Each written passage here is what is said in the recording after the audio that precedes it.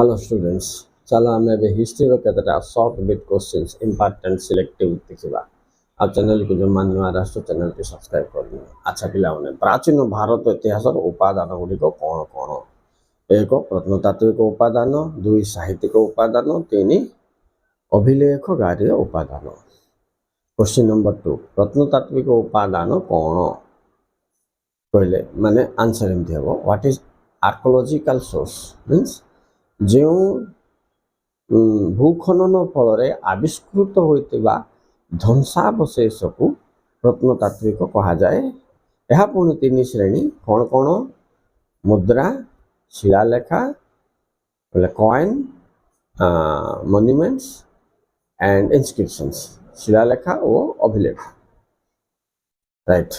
अच्छा नेक्स्ट जीवा पिला माने धर्मचक्र प्रवर्तन कौन धर्मचक्र प्रवर्तन what is turning wheel of the law इथि तुम लिखिबो जे गौतम बुद्ध दिव्य ज्ञान लाभ कला परे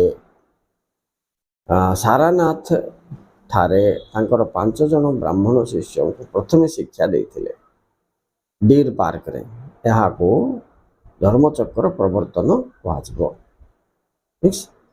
After getting the enlightenment, Gautam Buddha taught 5 Brahmins who became his disciples is known as turning wheel of the law.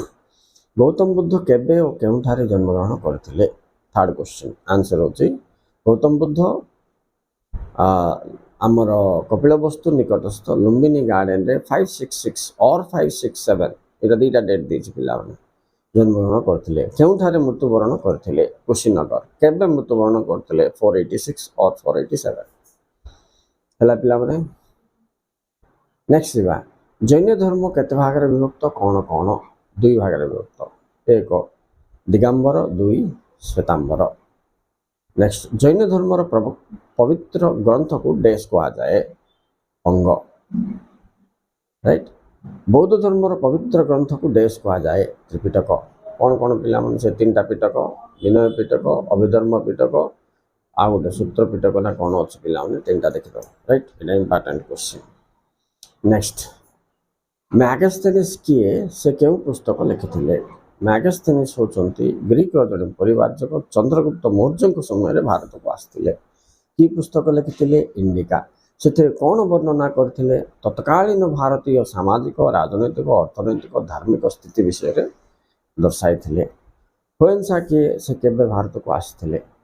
होएन्सा चीन रो जने परिवारजक केबे भारत को आस्थिले? हर्षवर्धन समय रे से भारत को आस्थिले।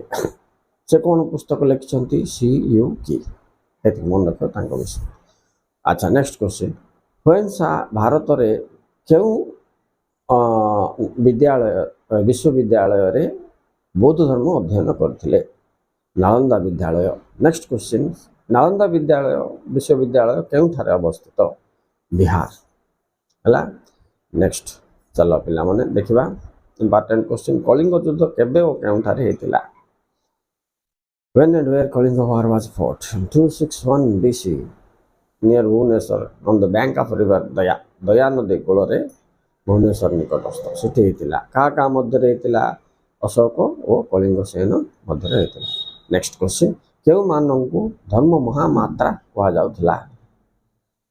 ते अशोक ग्रुप ऑफ मिनिस्टर मंत्री मानव को नियुक्ति देथिले जार काम होची बौद्ध धर्म प्रचार करिवे से मानव को धर्म महामात्रा कहा जाउथिला। भाग और सीता कौन? भाग और सीता होची 2 प्रकार टैक्स। मौर्य मानव शासन समय रे भूमिकर हिसाब रे भाग डिसाइड माने भाग बोले ताको ना देथिले भूकर बुझलो पिला माने सीता भी सिंधु गोटे टैक्स का। ये जो भूकर अशोक समय रे 1/6 प्रोडक्ट कलेक्ट करा गला आ चंद्रगुप्त समय रे 1/6 थिला अशोक समय रे 1/8 बोले 1/8 अंश उत्पादन ये करथिले हला पिला माने। नेक्स्ट सिविल लाइन कौन? एटा उपनिवेशर माने यूरोपीय मानकर सहर पाखरे समस्त प्रकार सुविधा सुजोग चर्च थिला पार्क थिला जल सुविधा थिला सुरक्षा थिला ए प्रकार एरिया को सिविल लाइन बोली कहा गला। ओके नेक्स्ट डेलहाउसिंग को समय रे कौन कौन भारत रो विकास होइथिला? 1 रेलवे 2 डाक सेवा 3 टेलीग्राम सेवा।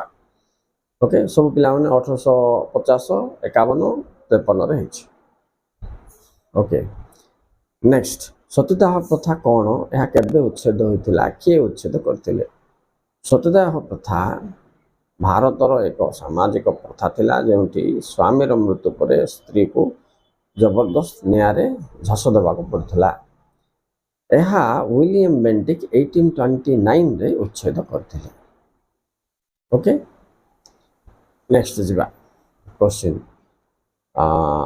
1857 आंदोलन केबे केउठारो आरंभ होइथिला अच्छा एटा पिला मनगर आटा गोटे आईर आसु कारण भी इम्पोर्टेंट तो कौटी होता ये बैरकपुर ठारो 29 मार्च 1850 1857 मसीह होता क्या केन्द्र कर मंगल पांडेर हत्या फल राइट तो नेक्स्ट क्वेश्चन जीवा इंग्रेज शिक्षा भारत में केबे प्रचलन होता किए प्रचलन करथिले 1835 रे लॉर्ड विलियम बेंटिक प्रचलन करथिले चिरस्थायी बंदोबस्त कौन केबे प्रचलित होता चिरस्थायी बंदोबस्त ईस्ट इंडिया कंपनी रो भू राजस्व संग्रह करिवार एक बंदोबस्त थिला राइट यह लॉर्ड कॉर्नवालिस 1793 रे प्रचलन करथिले